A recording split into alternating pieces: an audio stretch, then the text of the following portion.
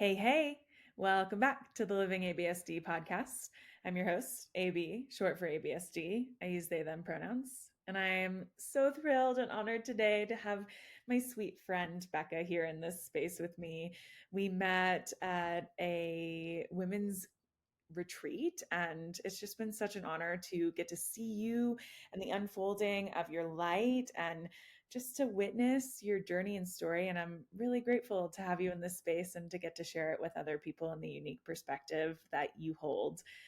Well, my listeners, there are times when technology fails us and we lose pieces of the media that we have created as an offering. And so, in this episode, that happened. There was a system failure, and not the entire episode was saved in the process of that happening. It is very sad. You know me, I am the glass half full kind of person. And that means that we got to appreciate what is. And I am so grateful that part of this episode was saved and that we were still able to retrieve some of it that can be offered here in this space. So, this is going to dive in mid episode. And yeah, it's still so sweet and great to get to have Becca in this space with her unique perspective. And I'm excited to share what is here. And I really believe everything happens the way that it's meant to. So let's dive in. And I'd love if we could take 3 breaths together as we ground in.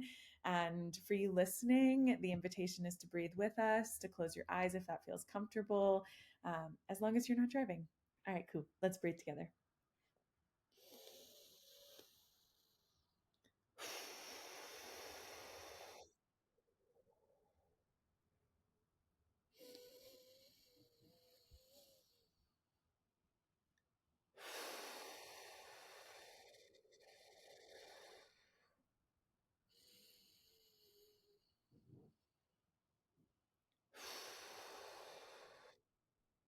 I call upon our divine spirit teams and guides and any energy that vibrates at divine love or higher that wishes to be in this space with us tonight. I ask for just ease and flow in our dialogue, that this podcast find whoever it's meant to find at the right moment in time. I ask for play and gratitude, that we're able to find some joy and just enjoy each other's company in this unfolding of what this conversation wants to hold, to bring some curiosity and some light to all that listen. And so it is. As you were talking about your relationships with your parents and how both of those grief journeys have impacted you. And I'm curious of how your relationships in general have been impacted on your healing journey, and have they changed? Have they stayed the same as you've navigated your own internal self and seeing through that the heart with eyeballs of within your relationships and how those have been impacted? Yeah. Yeah, I think that I feel really fortunate to have quite a bit of like long-term friendships that have gone back to middle school, high school. Um, and I've just noticed like as I progress on my journey and kind of deepen with myself, like I feel the need to deepen with those relationships and show up more authentically and speak my needs more and talk about the hard stuff and talk about the stuff that doesn't feel good and it would be easier to push under the rug, but I just can't. And I think that meeting the women's group that we're a part of, that has opened my friendship world to just such different kinds of connections and connections based on vulnerability and authenticity and yeah, platonic intimacy and showing up as my full self. And I think with those connections, especially, it's really shown me that like those are things that like are requirements for me in relationships now. And I notice when they're lacking. I notice when it's like someone doesn't really have the capacity to go there or hold that kind of space with such like gentleness and tenderness and um, yeah, I notice the ways that I just come alive more when I have a connection where I can show all parts of myself and just like how much that's needed. Um, and so I think, yeah, as I've grown, it's almost like um, I connect more with people on a similar healing journey, or maybe with similar values in terms of doing this hard work and in terms of vulnerability. Mhm. Um, and yeah, like I said, it's become a requirement to where it's like I just need that in relationships, and I need to feel like I don't have to hide parts of myself, and I can show you all parts of me, and it's going to be loved and held like with such um, reverence and gentleness, and having just like these connections where it's like a loving mirror. Um, I think those have been really, really pivotal on my journey, and I think that um, it's interesting just to look at other friendships I've had in my life that have kind of pruned away that weren't able to offer that, and just um, yeah, just noticing like how much my life feels like it's been enhanced since having more of these kinds of connections and spaces for me to be real and show up and yeah, show the dark parts of me and show like the sunshine warrior part of me, and yeah, just noticing how much that's necessary with where I'm at. Mm. The loving mirror that gets to be held in those spaces and with the beauty of reciprocity that you get to hold in those Ugh, relationships. How awesome. yeah, And to know that that's what you're available for of this is what I need right. in relationships to feel good and seen and successful. And I as you were started talking, you were talking about having those hard conversations, and I'm interested to hear how and what tools you have to navigate those hard conversations and to be in space where maybe this relationship does need to be pruned away, or maybe we're here in for the long run and want to sit through this uncomfortability, and how you navigate through that. Yeah, I think it's come with a lot of practice and learning along the way and not always having it go exactly how I want. But I think the tools that feel the most useful are like making sure that I'm staying regulated, like before, during, and after these conversations, and having ways that I am intentionally trying to make space for that. Um, I think even like yeah, just doing some deep breathing before these kinds of conversations, like having fidget toys, connecting with my body before going into these conversations, and making sure that like I'm continuing to access my body during these conversations. Um, Even like writing out what I want to say, that feels really useful. Um, I also think like waiting to have these conversations until I'm at a point where I am a little bit more neutral and more regulated than like what initially upset me that I'm needing to talk about in the first place. Um, so yeah, I think just having a lot more tools than I used to regulate myself and be really aware of where I'm at and really aware of where my nervous system's at and like what I have capacity for. Um, so I think also like looking at the capacity that I have and like if I am in a space to have that kind of conversation, kind of gauging if the other person is in that space to have that conversation and even asking that beforehand, or even like sharing my goal around having a hard conversation at the beginning, just so like defenses can be dropped a bit and we can just both be open hearted and just kind of speak from our hearts and connect on that level rather than like getting into like a power struggle or um, blaming and all of that stuff that isn't super useful. Totally. I love the idea of starting that conversation with this is my goal and intention of what I want to get out of this. And um, the like continuous check back in with the body of what is my body saying? Am I regulated? How can I stay regulated through all of it? And as you've learned about yourself of like, oh, my body is dysregulated or it's not, or I feel like I'm available for this or no. What have you learned around setting and honoring your boundaries? Hmm. I have learned that when I don't, like that's when resentment is going to build. Mm, And sometimes it's like an aftermath realization of like, oh, I should have set a boundary there because now I'm resentful and frustrated. And if I would have said this before this experience, maybe I wouldn't be feeling this way.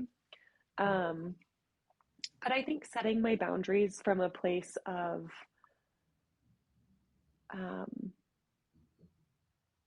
I think framing it from a lens of like maybe assuming good intentions, um, framing it from a lens of like, I want us to feel connected, and for me to stay connected, I need this to happen, mhm, or I need this to change. I know that's really useful for me because I think like the threat of disconnection can be really dysregulating to me. So I think like when I try to set boundaries, just trying to come from that lens of like, I want us to be closer and like it would feel better for me if this was different so that we could be closer. And like, it's hard for me to feel closer to you when this happens. And so I think framing it from that lens I found to be helpful.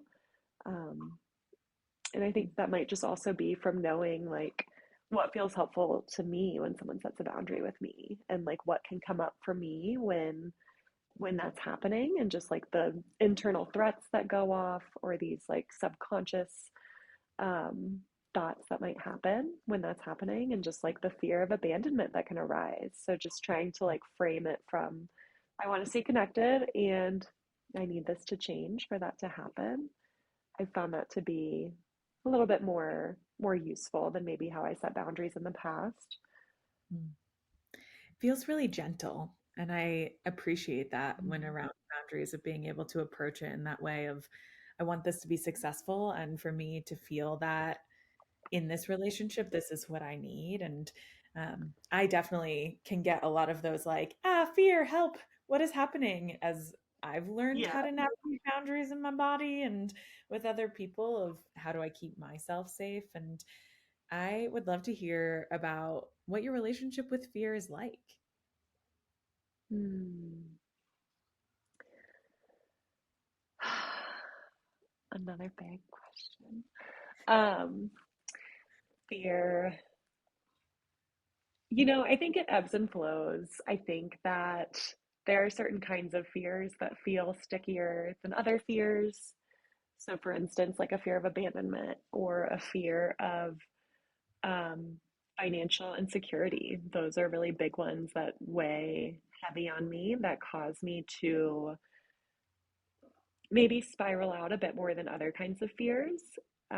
But I do feel like my relationship to fear has improved in the sense of spirituality and feeling a lot more connected to my own sense of spirituality and um, yeah, just really trusting that like the universe has my back and trusting that just trusting like the unfolding or like unpedaling of my life um, and trusting that like I said earlier, just kind of like the things that have happened were meant to happen and they have led me to where I'm at now. And so I think there's a lot more trust that comes up with fear.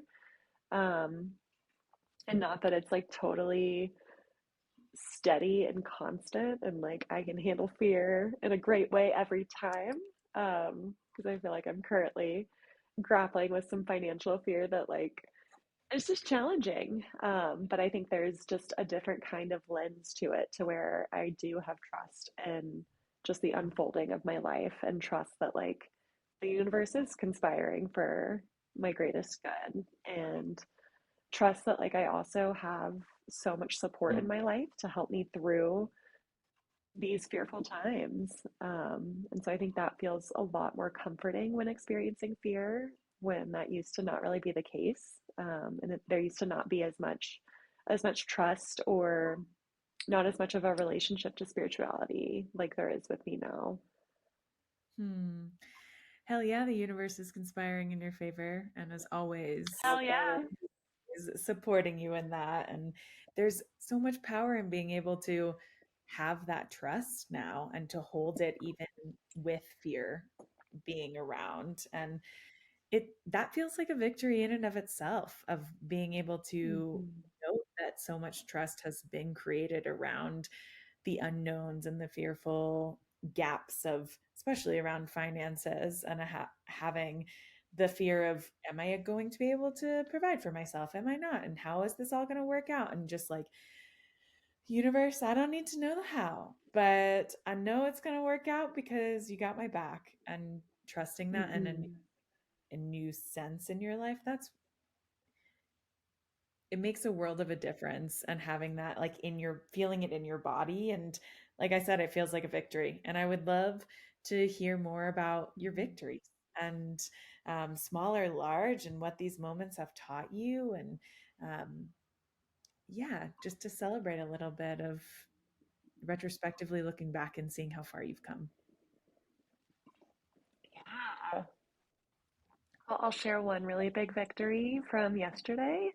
I held my first grief circle. Ah, It felt that's huge. Oh my God, it, Lauren, it yay. was really big. Yeah. Wow. Yeah. Mm. Uh, yeah, it's something I have wanted to do for quite a while. Um, and I have just felt like, who am I to like hold this kind of space when I am just amidst my own profound grief and can still feel a bit destabilized from my own grief sometimes. And um, yeah, I kind of just on a whim created this event. And as it got near, I was like, oh, this was a big mistake, like big regrets. Why did I create this? And I'm really glad that I went through with it because it was just like really special and sweet and really felt really natural. And I felt so empowered and so just like, this feels so right. Like, I feel like this is like what I am meant to be doing. Um, and like, what a cool feeling that is when it feels like you are just like on the right track. Um, and just, yeah, like living my purpose. So that feels like the biggest win that I have had in a really long time. And something that yeah, I just didn't know when I would feel ready to do. And something that I have just postponed and just gotten in my head about for a long time. So I think that feels like a really big win. Fucking Other cool. That victories. is a huge win. And to feel so Yeah, empowered coming out of it. I'm so proud of you. That's huge. thank you. Yeah, it also felt like a win that like after it was over, I didn't feel exhausted or burnt out. I felt like, oh, like I still have energy. I still have capacity. And I think a lot of times as a therapist, I don't feel that way. And I often leave feeling really depleted and burnt out. So that felt that felt really cool. Oh, fuck Mm. yeah. And like you said, of just like feeling like you are where you're meant to be, of like, this is the work. And it felt so natural. Mm-hmm. Totally, totally. Um, Another victory I will share is that I am someone who struggled with a bit of an anxious attachment style for quite a while. And yeah, I got to experience like having a conflict with a friend the other day where I felt secure and I knew that like we were going to have this hard conversation and we were going to come out of it and we were going to still be close and she wasn't going to leave me and it was just so safe. And that's not something that I have with everyone. And that's like historically been such a challenge for me, just this fear of abandonment with losing a parent so young. Mhm. Um, and so I think that feels really big and just feeling like I am capable of having secure relationships. And like, how fucking cool is that when that's been such a challenge for so long? How fucking cool is that? It is so fucking So cool. cool. It is. Yeah. To even recognize it too, and to take a moment to be like, hell yeah, I did that and I can keep doing that. And that feels really good. Yeah. Ugh. Right. Right. Yeah. Really powerful. Mm. Oh, thanks for celebrating those with me. That I'm Yeah, thank you. so fun to hear. And just to see how, like, these are just things that have happened recently, of these blooms that get to pop up and to be celebrated, of all of this work that you have put into yourself and your life, and going and doing this difficult part work, and looking at the grief and holding the joy and holding it all, and just navigating who and what and how Becca is and wants to show up in the world, and to see it manifesting in these really beautiful ways in your current life. It is something to celebrate. And I feel empowered hearing about your empowerment in these moments, and that's really cool. I I, love that. Thank you. yeah, it's so fun. I am wanting to hear about your worldview. And as you've been on a healing journey and doing this work in yourself, how has it shifted as you've been healing the parts of yourself that need to be looked at, and sitting with the fear and navigating boundaries and relationships and the anxious attachment styles? How has your worldview shifted? Hmm.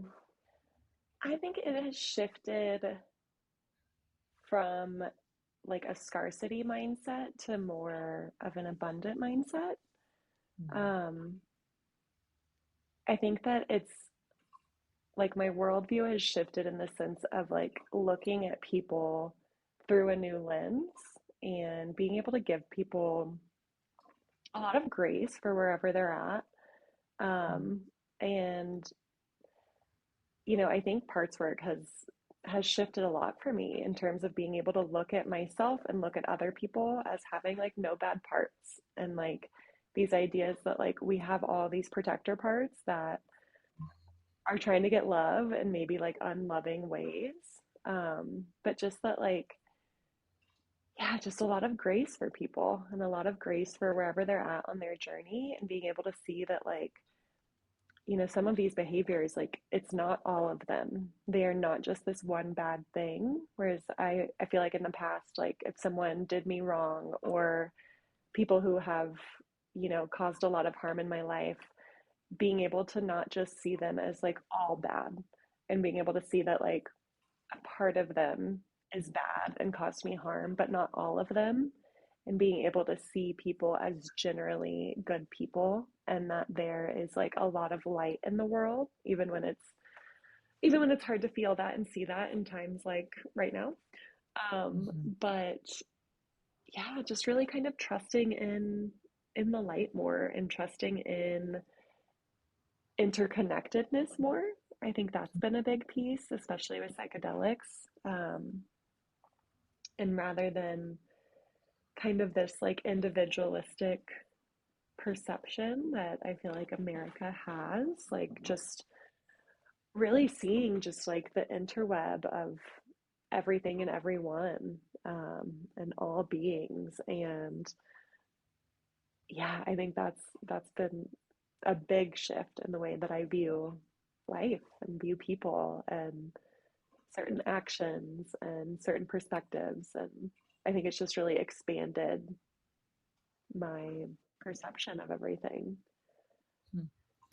It is such a gift to get to offer grace to ourselves and to others, and to get to hold people in however we're able to show up at any given time. That is a gift. And Mhm. then to think about the interconnection of all, like we are one piece of a much bigger whole, and get to Mhm.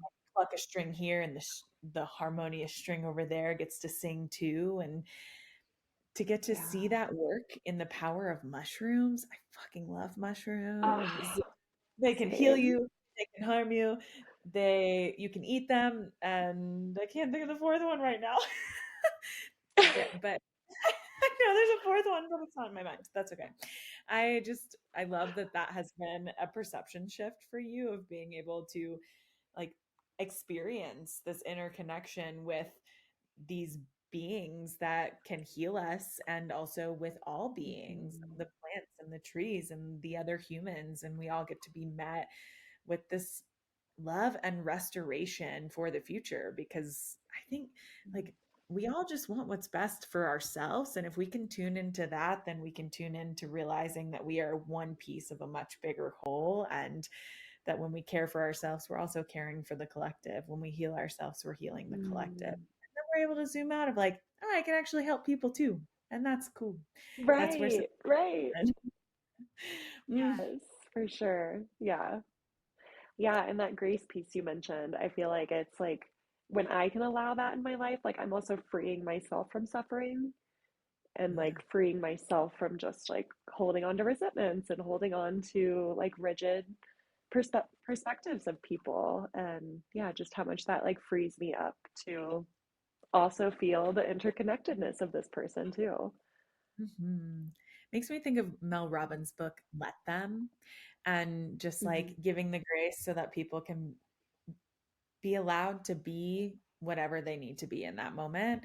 And the Mhm. freeing of yourself in that is such a powerful notion because it gives us space to also show up how we need to. And it's like, I can't control you, Mhm. but I can control how I show up in this. And I'm going to show up with as a heart with eyeballs. And I love Yes, that visual. exactly. Me too. Me too. As we're nearing the end of our time, I love to end with the same question as well. And I would love to hear what wisdom or insights do you carry now that you didn't before? Hmm. I think I carry the wisdom, kind of what I shared earlier, of just like allowing all the ebbs and flows of my life as these necessary stops on the journey. And really seeing that, like, all the hardships that I have gone through have given me my biggest strengths and have allowed me to become who I am today and to be this like sunshine warrior and healer and um yeah, just that I have so much light and wisdom to offer from my darkness and that yeah, just the ripple effect that I feel like I have when I share my light. And I think that that's something that I used to not be aware of. Um, and I think just the wisdom of like what truly matters. I think that's a lot more of my focus rather than little things. Um, but I think like what truly matters in terms of like being a human in this meat suit. Hmm. I am so grateful that you shared your light in this space and the wisdoms that you have because showing up in your light is showing up to you and your gifts and getting to see the ripples. We don't get to see a lot of the ripples that actually come from the way that when we show up in our light, and they are rippling whether we see them or not, and the power that gets to come Mhm. from that place of getting to offer you. And I just am so grateful and honored that you sat in this space with me. And before I close this out, I always like to give space if there's anything else you'd like to add before we close out and say goodbye. Mm. Well, I just want to say how much I'm grateful for you and the work that you do and your light that I've gotten to know and love over the years. And yeah, it's always just really sweet and special to connect with you. And I feel really honored that you wanted me to be on here and hear from me and my life and my wisdom and light. And yeah, it just means a lot. And I appreciate being seen by you and getting to love you. Mm, thank you. I love you. It's such a gift I love to you. know you.